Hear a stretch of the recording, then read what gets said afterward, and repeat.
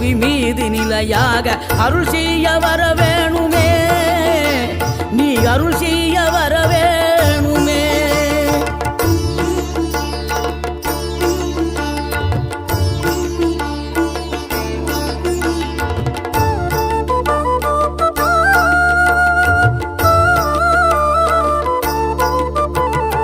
இகழ்தலையும் புகழ்தலையும் ஒரு முகமாய் கருதும்படி செவி உரைத்த முத்து குமரன், நீ வறுமையையும் வளமையையும் சமநிலையை உணரும்படி மதி கொடுத்த செல்வ குமரன்.